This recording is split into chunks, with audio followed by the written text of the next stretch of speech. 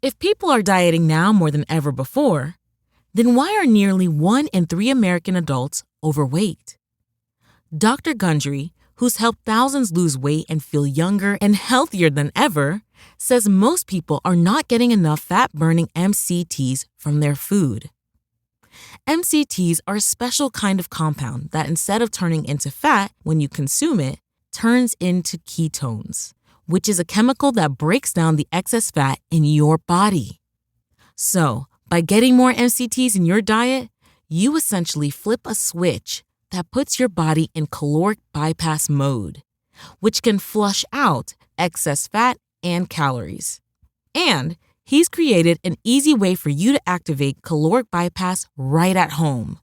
It's called MCT Wellness.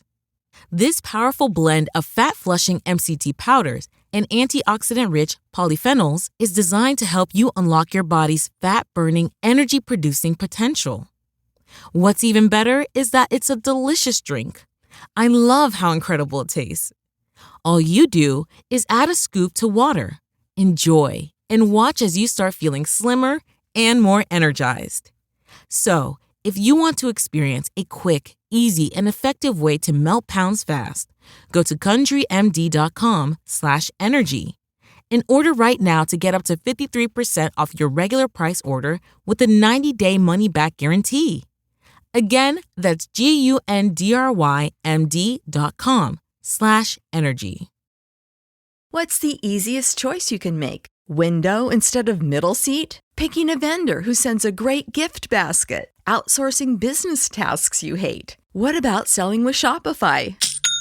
Whether you're selling a little or a lot, Shopify helps you do your thing, however you cha-ching. Shopify is the global commerce platform that helps you sell at every stage of your business. From the launch your online shop stage to the first real-life store stage, all the way to the did we just hit a million orders stage. Shopify's there to help you grow. Whether you're selling scented soap or offering outdoor outfits, Shopify helps you sell. Wherever and whatever you're selling, Shopify's got you covered. Sign up for a $1 per month trial period at shopify.com/try. Go to shopify.com/try now to grow your business, no matter what stage you're in. Shopify.com/try. This episode is brought to you by Indie Insights, our bi-weekly newsletter and love note to independent film. Inside, you'll find tools, tips, and tricks vetted by industry professionals, independent films that will inspire your creativity, filmmaking events where you can rub elbows with filmmakers just like you, and so much more. The best part of it all? It's absolutely free. All you have to do is go to www.bonsai.film/subscribe, and within a few clicks, you'll be part of our newsletter community.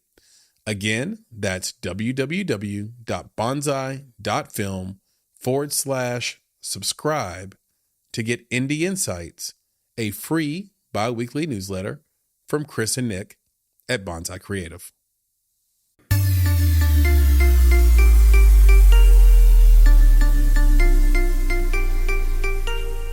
You're listening to Make It, a podcast by Bonsai Creative that helps creatives in film get where they're going faster by sharing the advice, knowledge, and insights of professional creatives across the film industry.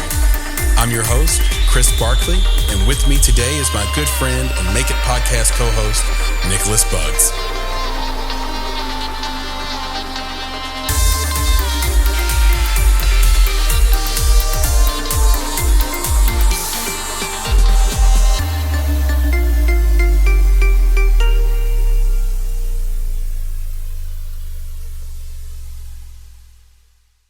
Hello, Chris here with another episode of the Make It podcast, and I am here with my co-founder and good friend, Nicholas Buggs. Nick, say hello.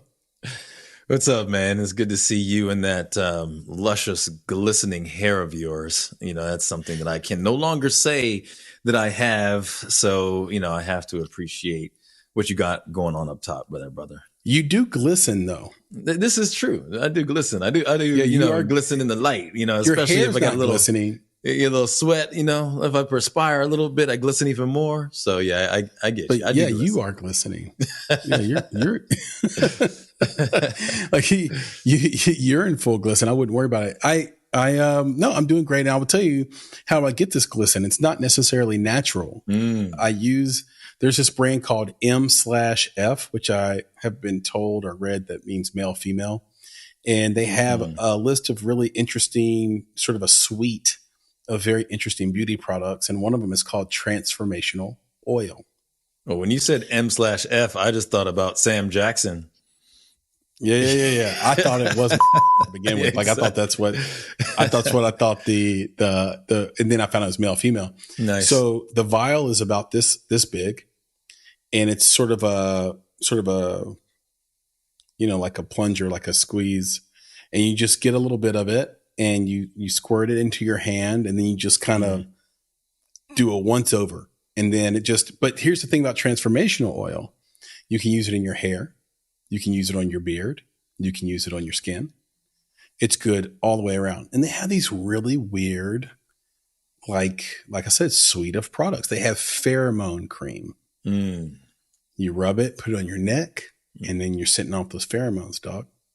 Nice. And all the dogs in the neighborhood just like come straight to your house. Howl. Right. But no, that's what it's called. So if anybody wants to look it up, M/F, if you have the means, and their suite of products are really interesting. And I find that they really work well. Their conditioner is unbelievable. Shampoo and conditioner set. I would get it. Very plain. They're almost brandless. So it's just white bottles with very, very clean, sort of thin Helvetica, I think is what it is. Font. It's a nice, clean thing. And you can also transform your hair. Speaking of transformations.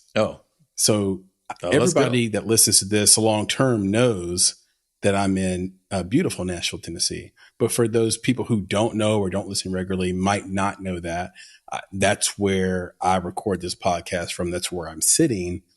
And last night, so this is being recorded on the 9th of November. So for those listening, this publishes well after this. But last night was basically Nashville's Grammy Awards. CMA Awards. I shouldn't say Fest. Fest is totally different than the awards. CMA Awards. And I've got to tell you, I will never get over Jelly Roll, the artist Jelly Roll. No, what is it about the artist Jelly Roll that you can't get over? Is it the name? Is it the image? Is it the voice? Is it all of the above? It's none of it. So it's none of it. I loved his acceptance speech. 39 years old, been in music for 20 years, wins an award for Best New Artist. Like, how does it even make sense, right? There is something poetic about a 39-year-old man winning New Artist of the Year. I don't know where you're at in your life or what you're going through, but I want to tell you to keep going, baby. I want to tell you success is on the other side of it. I want to tell you it's going to be okay. I want to tell you that the windshield is bigger than the rearview mirror for a reason, because what's in front of you is so much more important than what's behind you. Let's party, Nashville! He gives a pulpit-worthy motivational speech to the entire audience that will have you wanting. It felt like I was one of the players in Any Given Sunday with Al Pacino. And there you go. That's a classic. I was ready. I was ready to go. Who wants it? When he said there's a reason the windshield is smaller than the rear view mirror, I was like, okay, right. Let's go. Yes, sir. Let's go. Yeah, especially for a guy like me where there was a good partition of people in my own family that thought I'd be dead by 21, right? So when you guys hear me wilding out on this podcast or like just how I am, just know I'm how I am because I'm laughing all the way to the bank and wherever the hell I go. I'm laughing to the grocery store because 50% of my family they took the under on me being alive right now. They took the under. Okay. They were shorting my stock. Right. So I could, knock on wood, I don't want to die. I want to live forever, but I could die tomorrow and I would have done better than most people thought I was going to do. So for that, I get Jelly Roll. I know exactly where he's coming from. I loved it. The second thing are just all the people who are exposed to Jelly Roll now, like just rolling through my X feed, being like, I don't know who this Jelly Roll guy is, but he's got a new fan. Jelly Roll was a white gangster rapper from Tennessee 20 years ago. He was trying to kind of follow along the lines of, if you think back to the Master P era of hip hop, where he just owned hip hop for 5 years, Master P and Silk the Shocker, Juvenile, yep. Manny Lil Fresh. Wayne, or not Lil Wayne. That's a different crew. Hold on. Silk the Shocker, Master P. Who's the dude that went to jail? C Murder. And Mystical. There's Mystical, C Murder. Sorry, I blended crews. I blended Cash Money and No Limit right there. But anyway, back when both of them were kind of coming out together, he was riding that wave. So he had album covers that kind of looked like that. That was kind of the vibe. It was kind of different because it was like, okay, well, here's basically the white 8-Ball, right? If you know 8-Ball and MJG. Right. From Memphis, where in Orange Mound, where they just sort of blew up out of Memphis. They're still considered probably top 5 rap duo of all time. Right. And they didn't have any of the New York, LA money behind them. And you would be hard pressed. Two things. You'd be hard pressed to find a better hip hop album than Coming Out Hard by 8-Ball and MJG. And then second, you can't release that album today. That album, just because of woke and everything, we've just come to a better place as people. Because I'm not advocating. I'm not saying it should come out today. I'm saying you cannot release Coming Out Hard today. It's just not an album that would hit and be palatable. So anyway, that was Jelly Roll. And it worked for a little while. I remember him being around sort of when I was in high school, next like vibing off that, and then he kind of went away for a while. And then he just burst back on the scene. I've seen him everywhere. Like the last 5 years, he's been everywhere.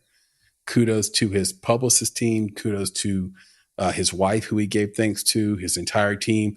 And it just goes to show that you can have a second act. Like Darius Rucker was Hootie. And now if he just keeps making country music, people might actually forget that he's Hootie from Hootie, or he was in Hootie and the Blowfish, because he said many times, I'm not Hootie. Right. People think I'm Hootie. I'm not Hootie. People will forget that's where he started. He's like, oh, Darius Rucker, the country singer. Right. And like, I think that could happen. That has happened for Jelly Roll. I think very few people know that he was a rapper before he was a country artist. So that happened last time. Just vibing on that transformation and just what it could mean for any artist out there and anybody who's trying to do a thing. And maybe we reserve the term pivot for tech companies. It can happen for anybody. You can pivot that. You can move in a different direction. I was going to jump in on that, though. That's really interesting that he got the best new artist. And I don't know if in his speech he even mentioned that, or if he called that out, or how much he called it out. You're right. And it's interesting. I'd really want to know. I'd love to sit down with him and say, how does that make you feel? What's new about you in this industry? And he's probably going to say, the fact that y'all give me my flowers. That's the only thing that's new. I've been doing this for 20 years, and I've been this, I've been that, I've been here, I've been there. There's nothing new. It's just that y'all are willing to recognize me for the talent that I have, and you're willing to recognize it in this genre where maybe who knows? I don't know how many other genres he tried. That's what changed the genre. He found an audience there, and he found that I think what's interesting is he was rapping when he knew he could sing well. I was wondering if he did R&B at one point. I'm going to start looking. I'm going to see what else he's done because like you said, he disappeared, right, for a little while. Mm-hmm. And I think that he disappeared and likely just went off and tried a bunch of different things. It's kind of the way that comedians will go to, you would say dive bars to try out their act. And maybe he was Test doing it. the same thing. Like, let me test this out. Like maybe they want me to be something different, and he's a chameleon, and maybe he was okay with that. Right? Country isn't the fallback option from rap. It was just he was taking advantage maybe of the zeitgeist at the time, and he's so versatile that he thought that that's where he would go. So if that wasn't working, he said, let me flex my versatility somewhere else. And I can imagine, I could see this guy singing R&B somewhere, you know, then singing the blues, and then maybe trying a little rock, maybe a little rock hip hop. And then maybe one day he sang a country cover and somebody was like, yo, like you have missed your calling. He's like, what? And it just all uphill from there. Yeah. So I don't know. I'd be curious. So now you got me interested. I'm going to go check out what he's done to see what he's done over time. I think what happens when you grow up here in the Music City is that if you're not naturally involved in country music, you try to buck up against it. Like I have a lot of friends that just like, I'm not doing country music. I'm not being part of the country music machine. Let me make this music here. And it's kind of music's version of what we say in film, produce where you are. Right? When you know the industry wants a certain type of movie, you're like, no, I'm going to make this movie. And sometimes it works out, and sometimes it doesn't work out as well as it could, or it puts you in a bad environment. You know, like I have this talk track that I give to people that I mentor and talk to, which is like, everybody should wait tables, but then get out of there within 2 years, or the culture will swallow you whole. Because everybody needs to learn how to serve someone with humility. And to work for that tip, to serve someone, right? And to just know what that culture is like, understand it. And then it helps you be a better human, I think, in society. You're a better tipper, but you're also just a better human, right? But if you stay there long enough to cash in, cash out business, you'll be on drugs in 5 years and, you know, whatever. I've done that. I know what that culture is like, right? And I think hip hop could be similar, right? Like it's very good. You get to sort of, you know, release this poetry that's so intimate probably to you and therapeutic just to say and to write. But what's the culture of hip hop? And because he talks about the fact that like his wife saved his life. Well, what does that mean? Probably means something a lot more than he's willing to say on an acceptance speech stage. Right. And so he finally just said, you know what?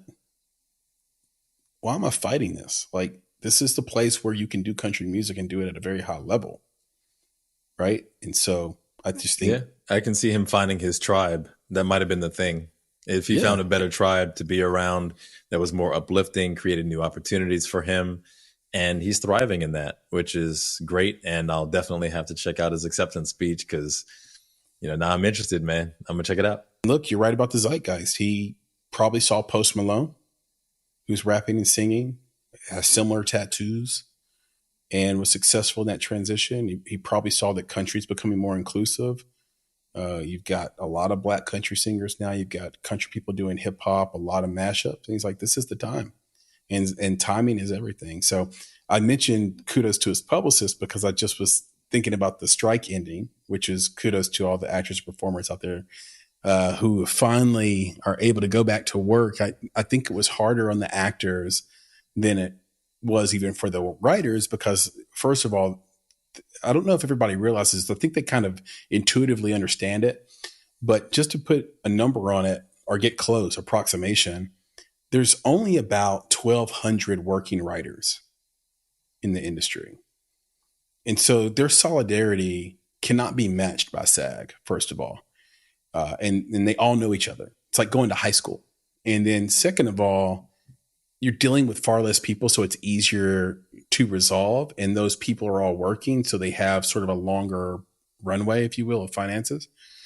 If you were just turned to SAG actor, you were running out of money. There are hundreds and thousands of members of SAG. So the solidarity isn't there. Not everybody voted to strike, like not even close.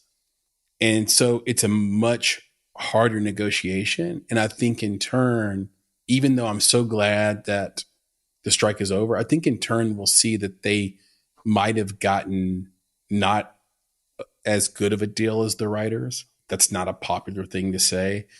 I think they got a better deal. I think they got the protections they wanted.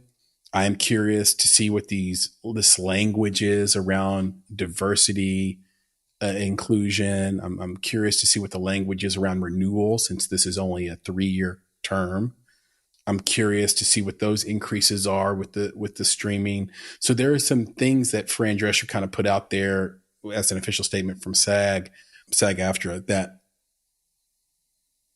are reason for applause, but there's no details yet. And so on the next Indie Talk after this one, I think there'll be details for us to talk about and sort of for us to examine. But there was this joke that everybody needed to like grab their umbrellas because it's about to rain on you from the publicist. so it's not that the actors are like, of course the actors are ready to go. Shout out to Daniel Vega, shout out to Chris Green and all the people sort of in our circle that are like, yes, we're back to work. All the local folks that act and have been in our films, for example, they're excited. But outside of that circle is another circle of just publicists that are about to go wild. Well, they can get stuff done. Now it's time, open up the floodgates, like you said, and get stuff done, get the people out there, get the films out there. They push a lot of stuff back, because of this. One of the things that I'm really interested in as well is the folks that were affected in, you could say, the Hollywood LA circle. And what I mean by that is actually the people that are just on the outside. So if actors aren't working, then they're not patronizing the businesses that are in and around the studios. And those could be things like ice cream shops, pizza parlors, laundromats. There has been a cascading effect of this whole thing. It's kind of like almost a COVID effect. People aren't going into these buildings. They're not going into the office building studios. And that means all the other businesses are suffering. So I'm hopeful that all of those businesses as well are able to get back on their feet and recover from what's happened. I don't know if any of them actually shut down or if they were just downsizing or how that worked out. I know that a couple of places where they had to let people go because they didn't have enough business. But I am hopeful that, they're able to get back on their feet just as the actors are. And just like you said, just as the publicists are. And we're going to see some stuff, man. We're going to see probably some more commercials. We're going to see some more late night stuff. We're going to see, the trailers coming out again. There's going to be a lot of stuff that we're going to see. And the publicists, I'm sure, are popping bottles right now, with excitement that they're back at work. Yeah, it opens up the other half of their business because, publicists are smart. They're going to do music industry folks. They're going to do real estate agents. They're going to do CEOs. Publicists can work with anybody. But now that you have the actors too, they're going to be inundated with work. And so we just have to get ready. They're going to be on fire. Our inbox is going to be full, Nick. There you I'm go. sure in the next, let's just keep a spade a spade. I got 5 to 7 publicist emails today. It's just going to keep busy. cascading, like you said, and say, but yeah, it's definitely not a problem. I've read that now I can't remember if it's the aggregate or one particular streamer / studio that the strikes had cost them $300 to $500 million in losses. And I wanted to mention that because it's really important to pay attention to how a story is framed. I've probably talked about this years and years ago on the podcast. I don't actually bring it up a lot, but I went to school for journalism and marketing at Middle Tennessee State University. They call it the value of the South. The value of the South. What a wonderful way to say. I don't even know it don't cost much. It don't cost much to go here, but you're going to learn something. So it's the value of the South. So great college. Shout out to MTSU, largest attended college, I think, in Tennessee now. But in journalism school, J school, you learn all about framing and how to tell a story and sort of like the newsworthiness of a thing. And when you read that, I think it comes off as, well, I bet those corporations sure are glad that these strikes are over. They lost upwards of $500 million. And Would you rather be profitable than take a loss? Sure you would, of course. But take the case of David, what's his Zaslav at Warner Brothers Discovery. You start to realize that what he is a decisive decision maker. He's convicted in his decision making, and he's just a brilliant guy around taxes and finances.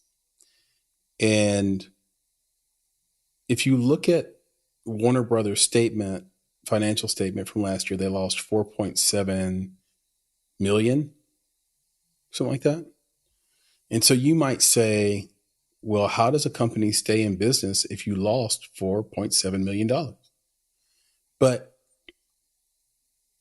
this is a game that large multi-billion-dollar cap companies play. And so I saw that John Cena's latest movie, Dave Green's directed film, Coyote versus Acme, where they were going to sort of roll out Wile E. Coyote as an IP character. They were very excited about it. And for all intents and purposes, all the test screenings were positive. All these audience seemed to love it. They were so excited. This movie cost $30 million. It was also sort of WB's plan to take advantage of their IP from Looney Tunes. And the movie got shelved. Tax write-off. Now that movie was greenlit by the previous regime. And we know that whenever a regime changes, everything that the previous regime did is considered non-plus, just like, get it out of here. It's the reason you were failing. It's the reason I'm here is because you were making decisions like this, right? Before that, they shelved Batgirl, which was a $90 million budget film. And so to the lay film person, they look at that and say, these guys are freaking insane. They're just going to throw away $120 million? No, it's not how it works. So if you take $120 million loss, let's just stick with Coyote versus Acme. So you take a $30 million loss. A couple of things happen there, right? They're in the 28% tax bracket because they're a multi-billion-dollar cap company, corporate tax 28%.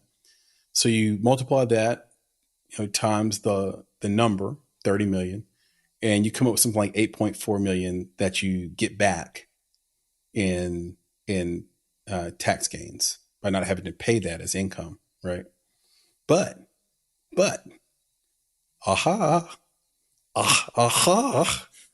if you can show a loss across the board with that in the pot, which they did, and they continue to do, just show losses at the end of the year, then you pay zero taxes. So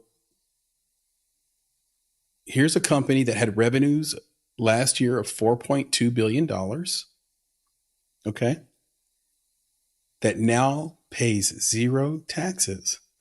So what people are saying, well, oh my God, you can't make $30 million off of a John Cena movie with IP. You must not know how to do your job. You must not know how to. Well, first of all, they didn't have to pay $30 million in P&A to put the movie out. And then second of all, if they can show no profit across the board, the tax benefit is over $1 billion.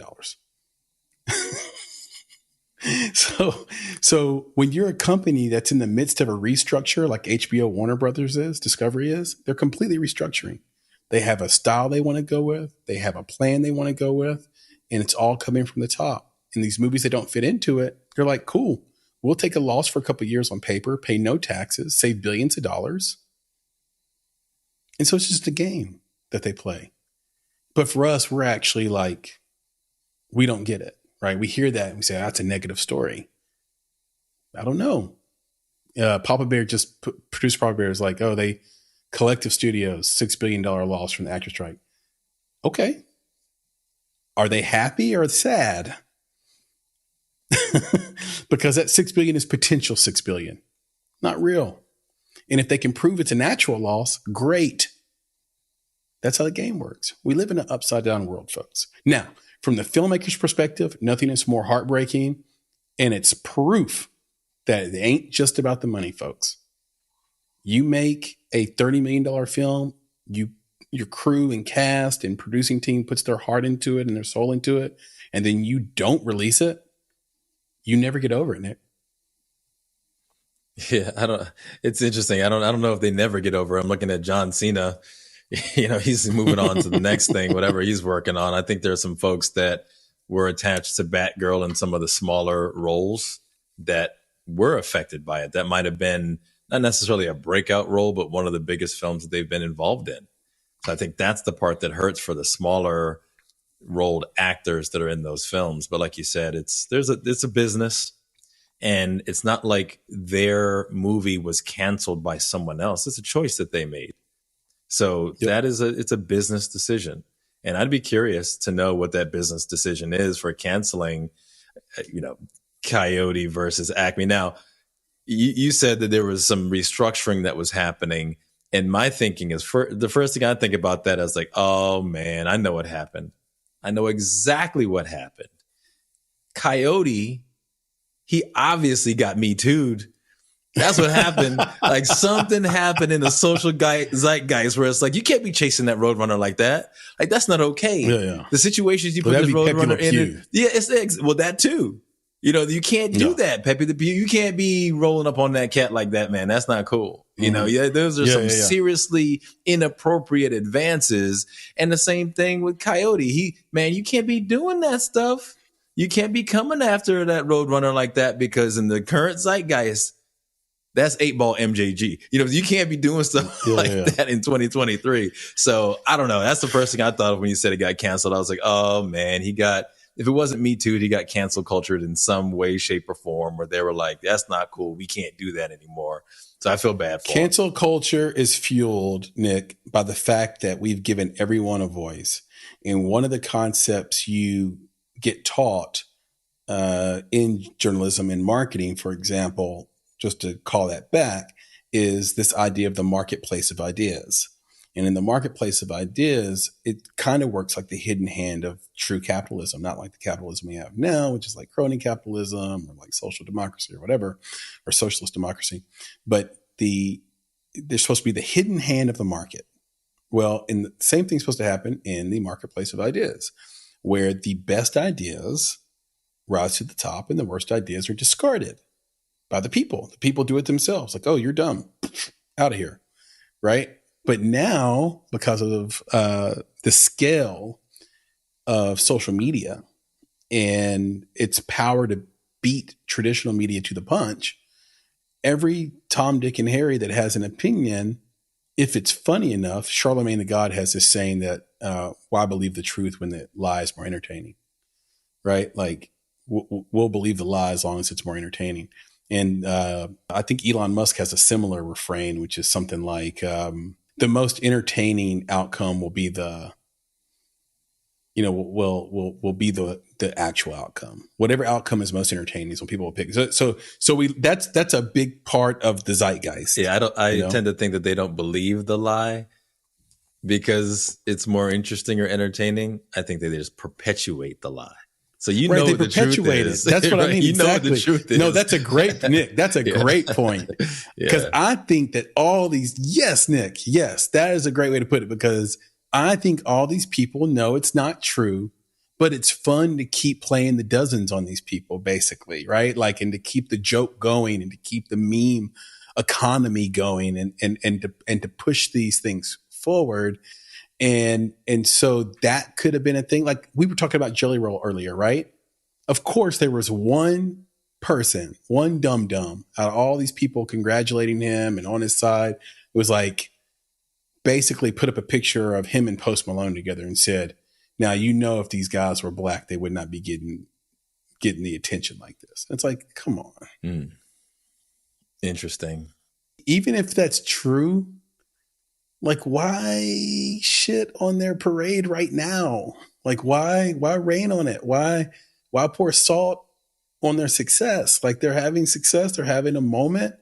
The fact of the matter is the population is 70+% white. They're white, they're talented, and it is what it is. You know, I'm sure Eminem wishes people would say he's the best rapper of all time, but they never will. And he has to live with that.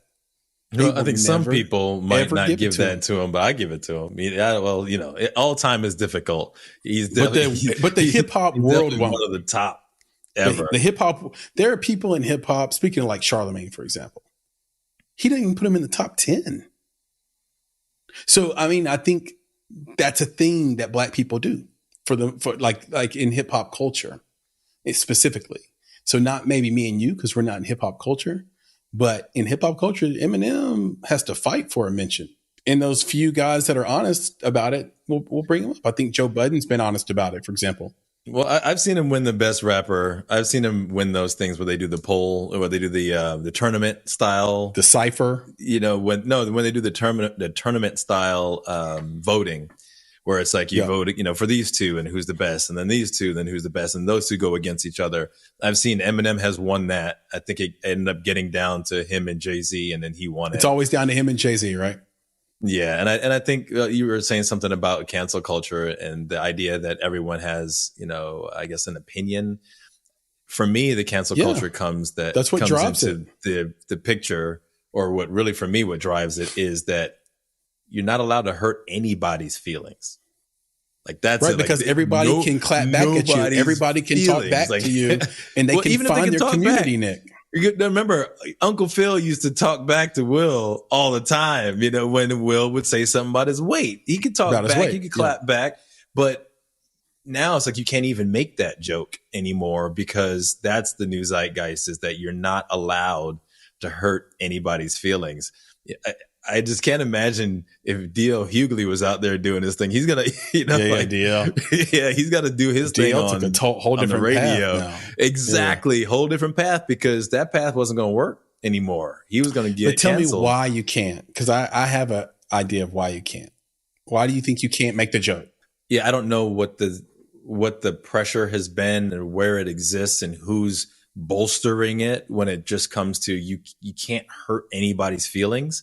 I honestly don't know how that's been as pervasive in everything. I mean, short jokes, fat jokes, black jokes, you know, unless you're joking on yourself at this point, you dare not say anything to anybody else. That's how people do it now. They literally joke on themselves in order to make it work. I said, I don't know the answer to why that is. I think I have an idea. Now, I could be wrong. But my idea of it is this. It's the scale. Right? You mentioned Will Smith could make jokes about Uncle Phil's weight and know that the repercussions of that is to get some sort of clap back. I hate the phrase clap back. Now you have me saying it. And you sort of get the response from Uncle Phil. But only Uncle Phil. If you do it now, see, because you can make the joke. Like I have a lot of great inappropriate jokes that I could tell you in private. But if I make the joke here, in 5 years or 10 years, when I run for president, it could come back and bite me. Right. So here's the deal. When you make that joke on the internet, you have a mob that comes after you. But why do they feel so empowered? That's the question that I have, to be against it. Because they have a platform.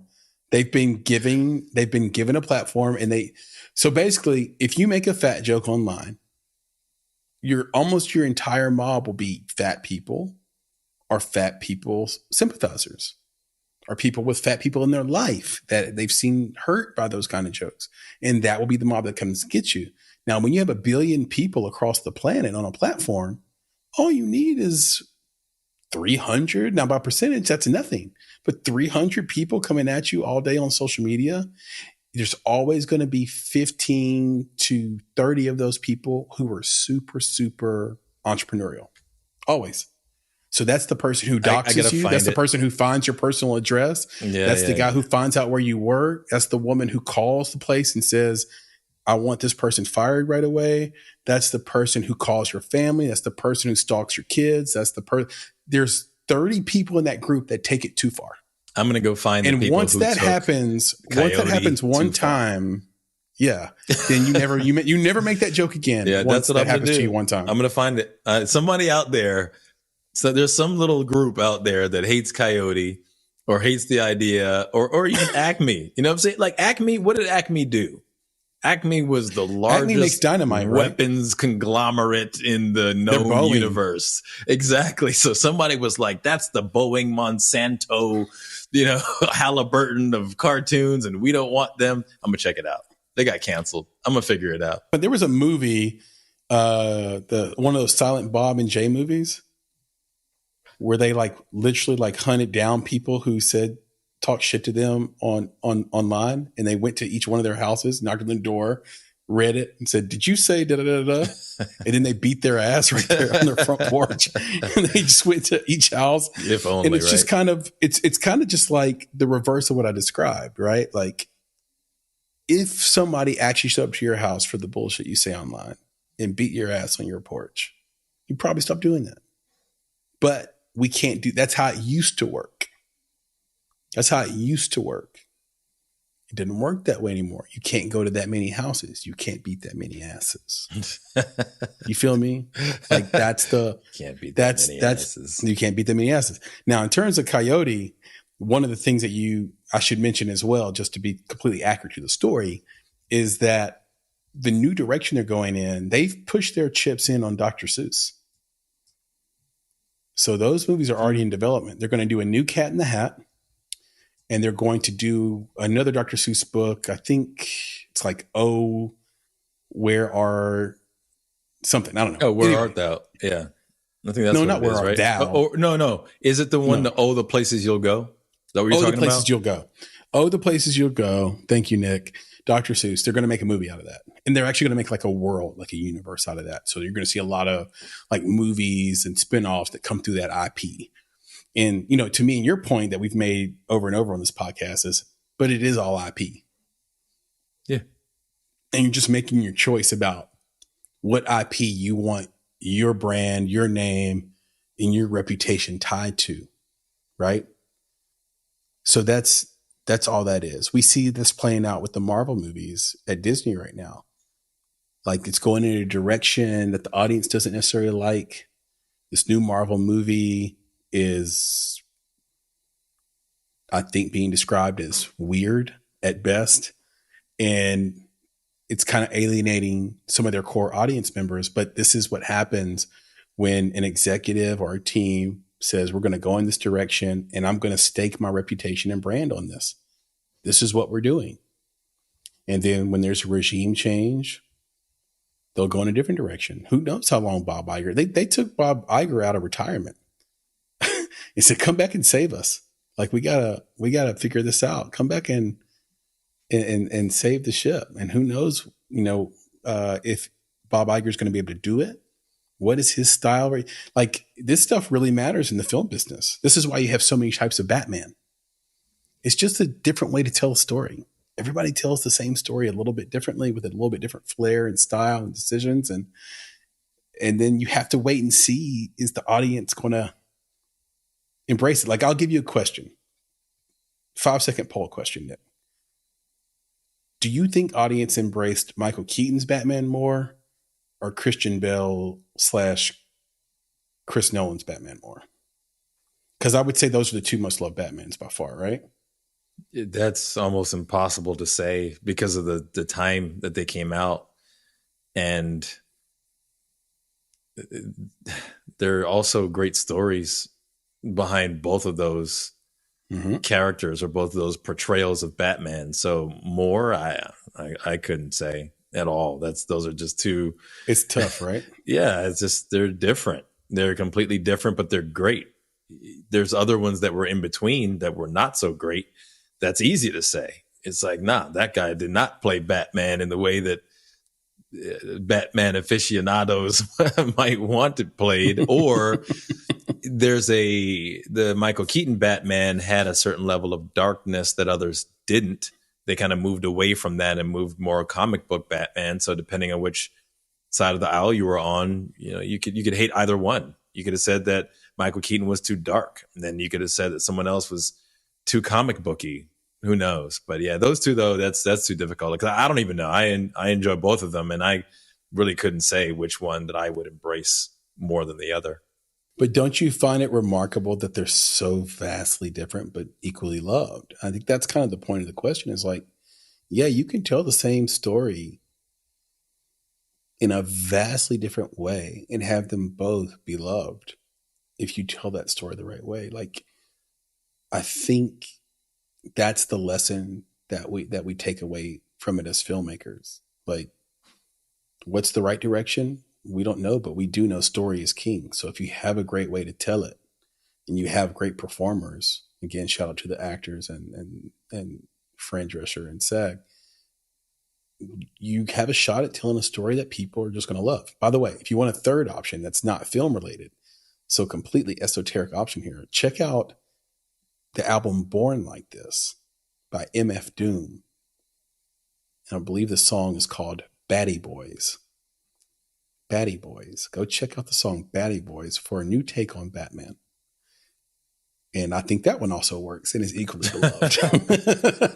So we have three versions of Batman that you will love. And I just think, the power of IP is the fact that you can tell a story that everybody knows, but you can put your own spin on it. Whereas if you start from scratch, it's slightly more difficult because people have to get used to the world first. And what studios and theaters have been telling us basically is that audience don't have the patience for it anymore.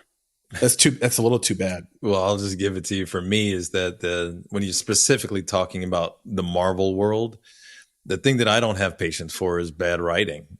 I'm just going to say what it is. It's not even the characters of those worlds. It's just tons of bad writing. And I think that on top of that, what you're getting is you're getting a lot of social commentary that seems to precede the storytelling. That's as in their goal is to make social commentary, and then they weave a story into it afterwards.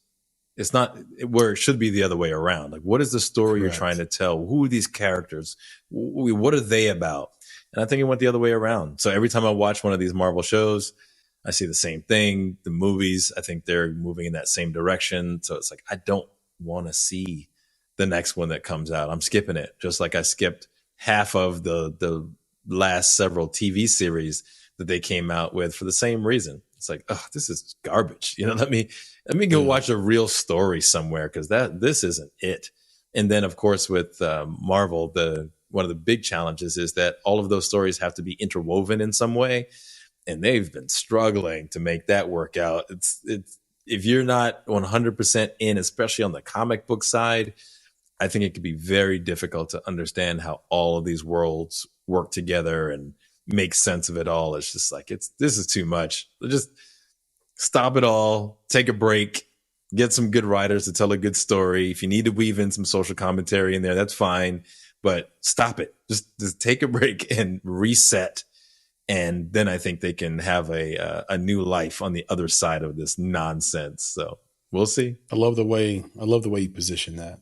Two things come to mind right away when you position that the way you do, in the sense of like, hey, this should come first, then weave this other part in second.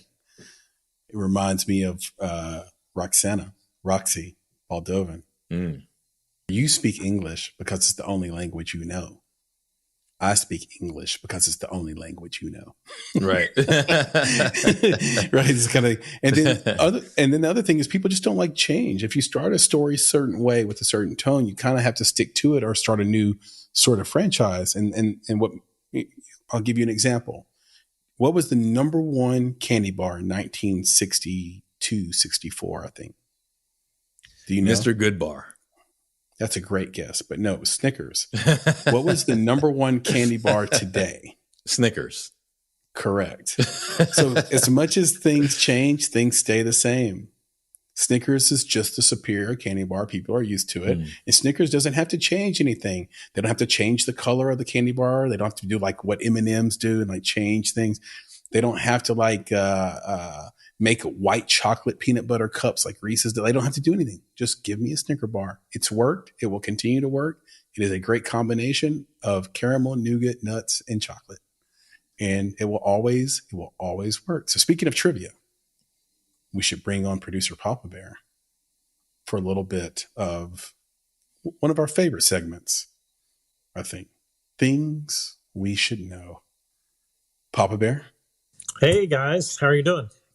We're doing great, man. We're doing pretty good. I'm drinking some Califino tequila tonight. Mm-hmm. It is a tequila that looks and tastes like bourbon. There's your free ad spot. It looks and tastes like bourbon. I don't want tequila to taste like bourbon. I want tequila to taste like tequila. It tastes like tequila, but it kind of, you can taste the fact that it was aged in bourbon casks. I'll say that. It doesn't taste like bourbon, but you have those smoky hints. There's a hint without going full mezcal. Right? Okay, just making sure, because I want tequila to taste like tequila. I want my Snickers to taste like a Snickers. Got it? That's a great point. I don't disagree with you, but I recommend it to anybody. Again, Califino, hit us up. I'm giving you a free ad right here. Everybody go out and get a bottle. You will not regret it. Yeah, go look on your front porch. I mean, there may be some out there right now. There probably is.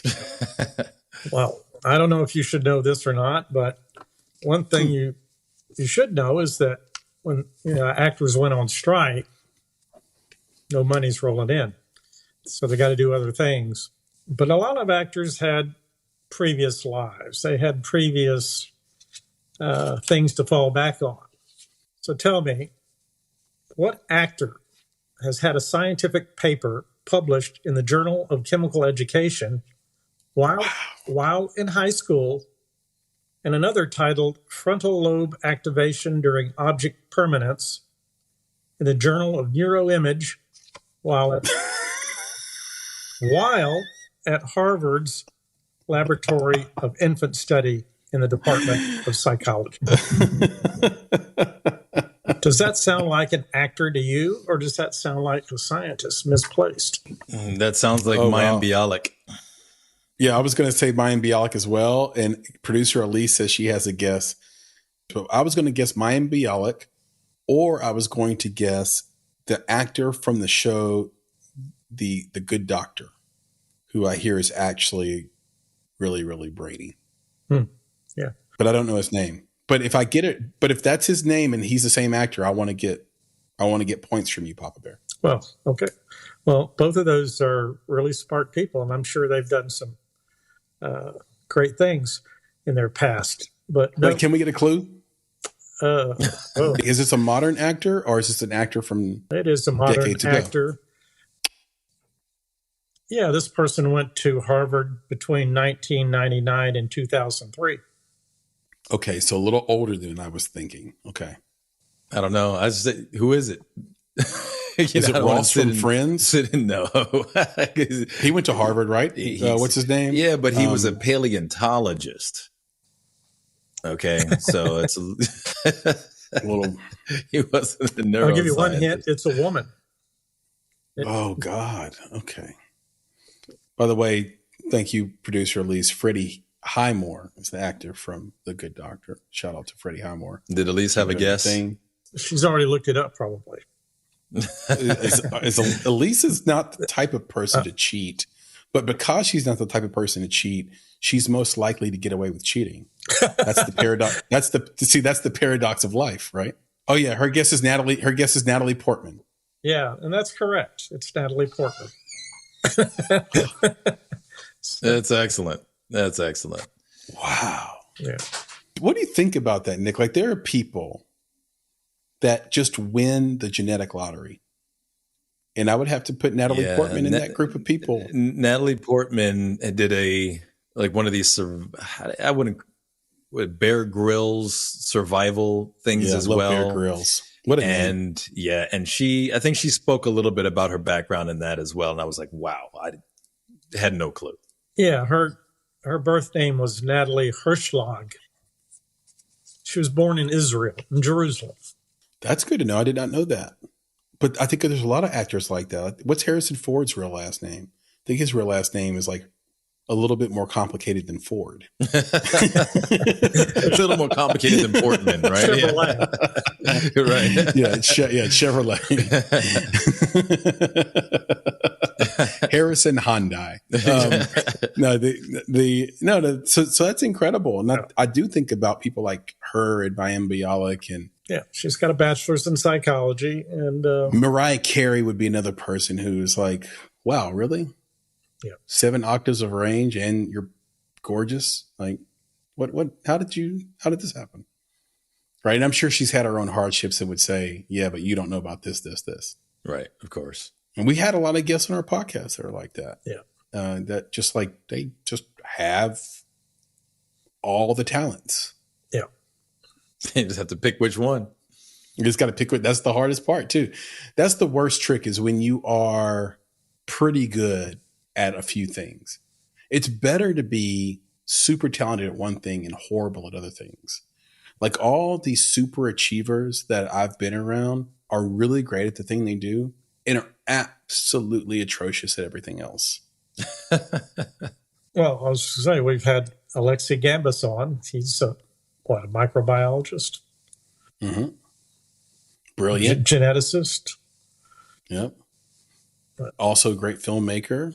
And also just a good conversationalist. Like, he just can talk. Like, he's just a good, interesting person to talk to. But yeah.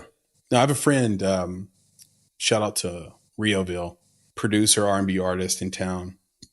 Been around for years, 20 years doing it. One of the best R&B hip hop producers in this town. And he's just great at it.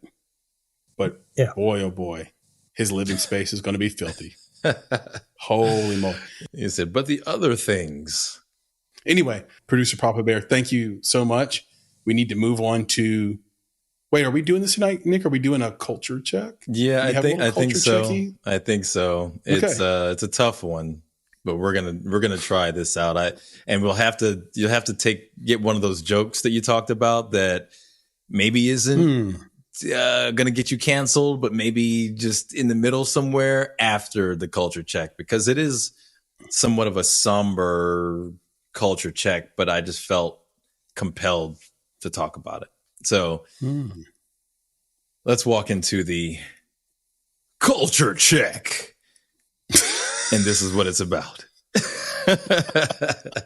Yeah, you had to get some levity to this one, man. But I'm still laughing. Yeah. You still catch me with it every time. God, I should know by now. Hey, I got to throw some levity in it because this is a tough one. So I'm going to read this to you. Okay. Mm-hmm. Several fights erupted outside the screening of a film showing the Hamas attacks on Israel in Los Angeles on Wednesday night. The film, Bearing Witness, is a compilation of extremely graphic, raw footage shot during the October 7th attacks in southern Israel, with some of the material reportedly coming from cameras worn by Hamas gunmen as they carried out massacres. The 43-minute movie was shown at LA's Museum of Tolerance on Wednesday night amid a heavy police presence, both inside and around the museum, to maintain security. Wonder Woman actress and former IDF service member Gal Gadot was rumored to have been involved in arranging the screening, but was not present at the event itself. According to The Hollywood Reporter, her Israeli film producer husband, I think it's Jaron Varsano, was there. And dozens of people assembled outside the museum during the screening, and at some point the situation turned violent. The station ABC7 said that multiple fights erupted and several people were pepper sprayed as police formed a skirmish line in an attempt to get the situation under control. So the reason this is a culture check for this week and for me is because the war, or the siege, this whatever you want to call it, that's happening now and happened before, that was started by the Hamas attacks, has been just taking up so much of my spirit and my brain over the past several weeks. It's just almost something that I can't avoid reading about, thinking about. It's painstaking even reading these words now, just thinking about it.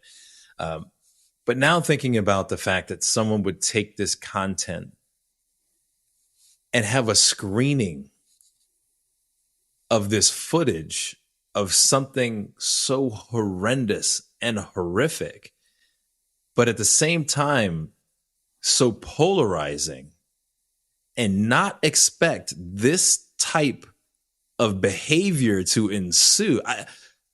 I just don't understand. Like, what was the expectation by putting this stuff on screen? Was there an expectation that everyone would just feel disgusted and then feel bad for the Israelis when we know that there's a mixed population here in the United States? How did they think that this was gonna go? What is there some cultural dissonance here? Is there something that people don't understand, about the world when presenting something like this? It's just, to me, it's just like you're tone deaf to put this type of screening together.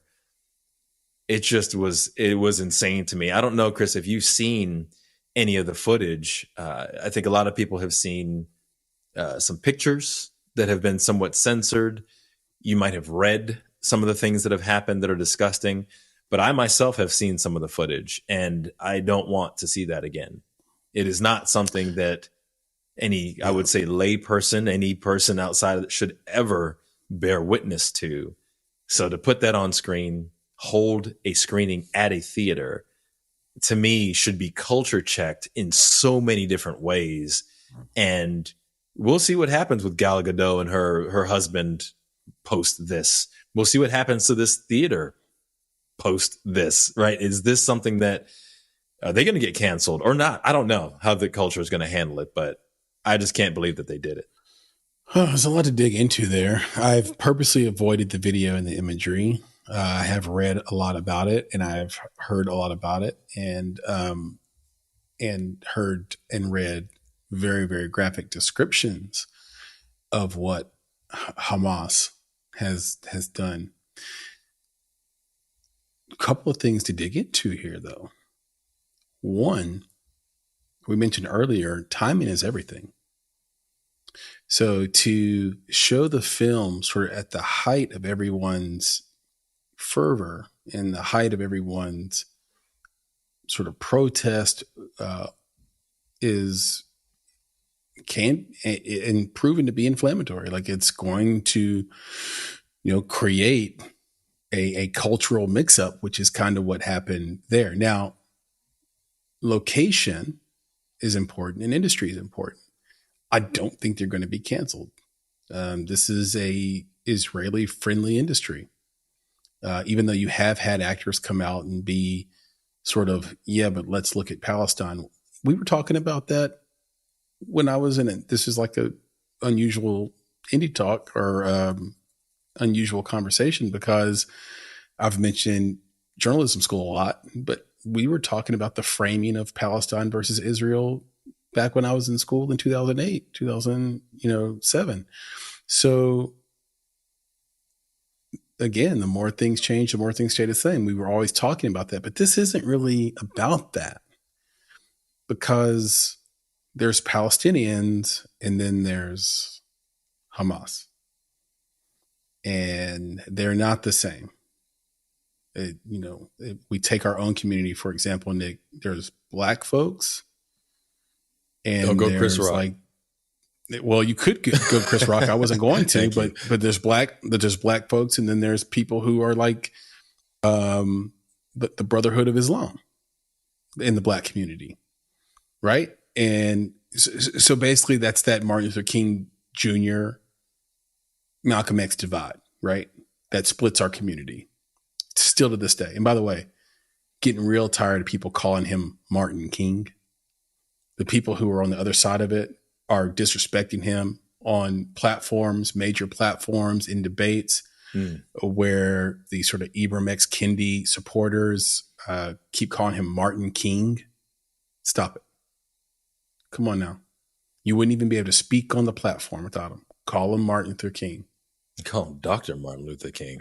And Dr. Yeah, at minimum. Right. Do not call him Martin King.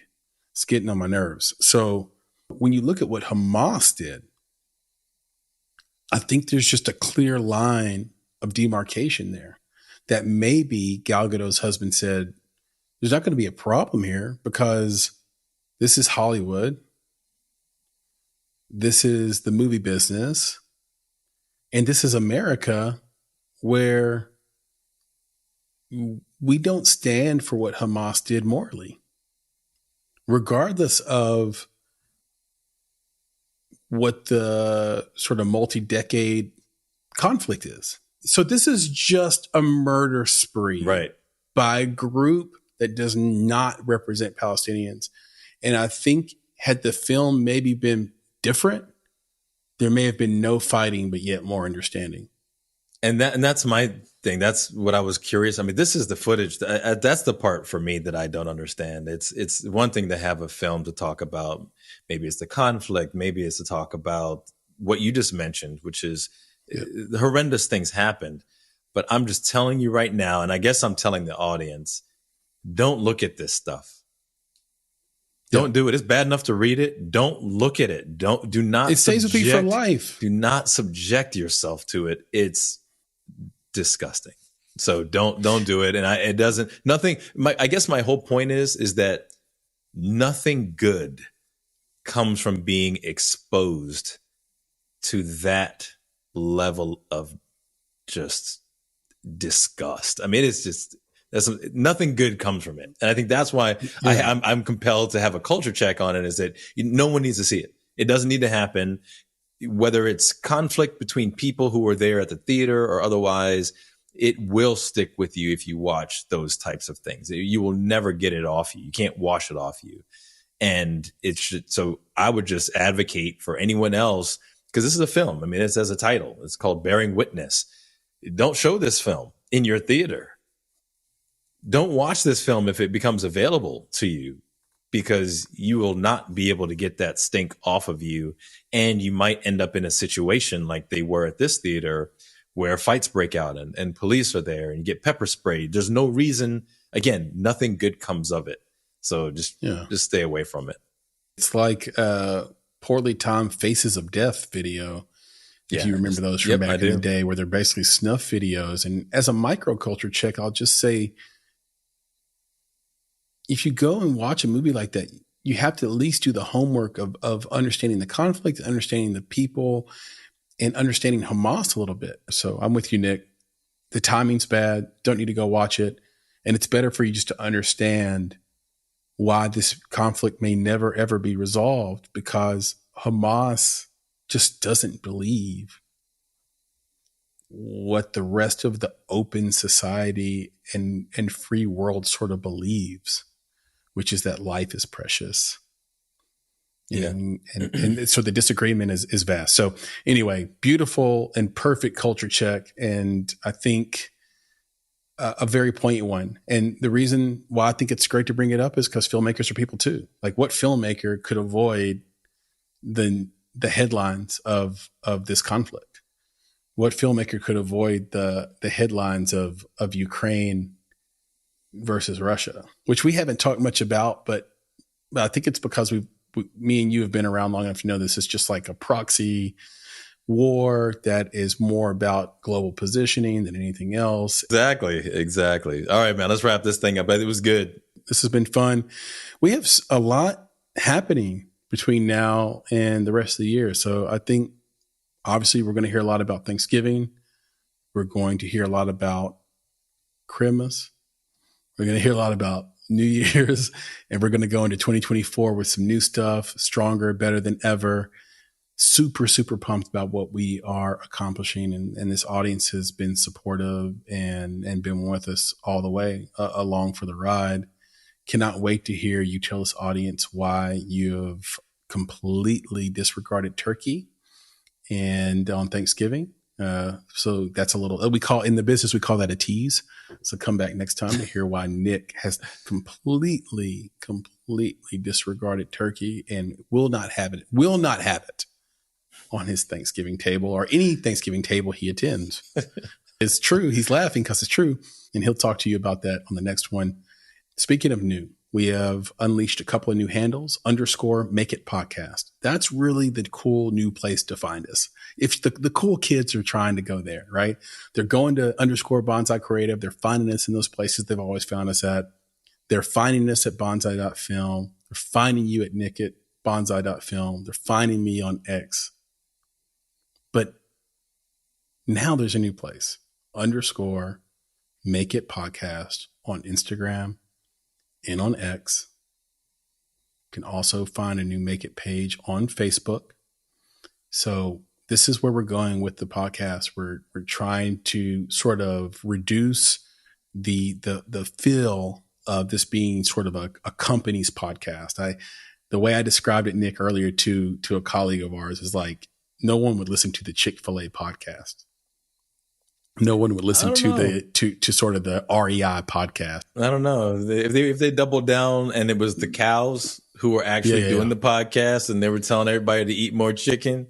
Then I might give a listen. Chick-fil-A is a bad example because they do sprinkle crack on their chicken. So and I might want to listen to some of the people who work at Chick-fil-A in the stores because, and I would say in the stores, in the restaurant, they're just so nice. Superior I would just start customer service. And here it is. I just gave them a title. So if y'all are listening, start your day with Chick-fil-A. Oh, that's terrible. Watch him take it, because I would totally start my day with Chick-fil-A, just knowing that like those are the people who are greeting me, who's starting my day. If you're going to greet me with Chick-fil-A in the morning, the same way you greet me when I walk into a Chick-fil-A, dude, I'm good. Like everything is going to be great, right? Everything is awesome, like a movie. So my apologies, bad example. But the point is, we don't want to be the podcast of a company. We want Make It to stand on its own. So that has been sort of the catalyst behind why we're making these changes. And there's a lot more to come with that. Of course, for those listening, you can still find us on all the channels that we've always been on. And then for those watching, you've seen sort of the maturation of what we've done with the Make It Podcast page on YouTube. So we appreciate all those subscribers that are watching. For those that are new, please hit the subscribe button. Subscribe to our YouTube page. We won't let you down on that. We're going to keep it going and make sure you have quality content. Yep. Subscribe, like, and share. Make it happen. Yep. Look at you. Make it happen. Totally agree. And last but not least, we do have a bi-weekly newsletter that is just a passion project for us here. Producer Elise, producer Papa Bear, me and Nick, we put it together every 2 weeks. And we just try to find things from the corners of the universe in film and TV that you may not know about, that will entertain you, educate you, inspire you. And that's at bonsai.film/subscribe. So you can subscribe to our newsletter. It's completely free. Again, that's bonsai.film/subscribe. And so with that, Nick, can you please leave us with the credo? Of course, because this is one of the this is like the little cherry on top, because we get to talk to our friends, our fans, our followers out there, and remind them to be better, be creative, be engaged. And thank you for listening. Nick, talk to you again soon. Yes, sir. We'll do it again, man. And take it easy. You too, brother. Talk soon. All right, man. Yes, sir. Peace. You've been listening to the Make It Podcast. For more information about this episode, please visit our website at www.bonsai.film. If you haven't already, you can subscribe to our podcast on YouTube, Spotify, or Apple Podcasts by searching for Make It Bonsai Creative, and the show will pop right up. You can also follow us on Instagram, Twitter, and TikTok at _Bonsai Creative, and on Facebook and LinkedIn by searching for Make It Bonsai Creative.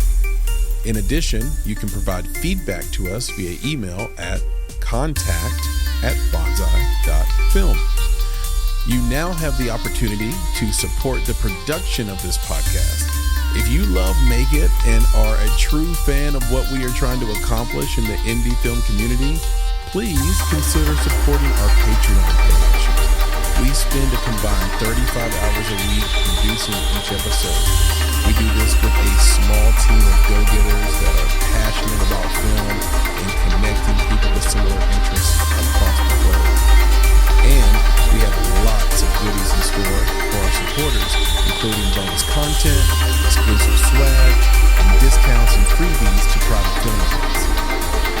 sounds like something you can get behind, donations start at only $5 monthly. And, of course, if you're looking to take a big step toward your film's financial success, go to www.bonsai.film and click on Services to explore our unrivaled approach to film marketing. You have everything to gain. Until next time, be better, be creative, be engaged, and thank you for listening.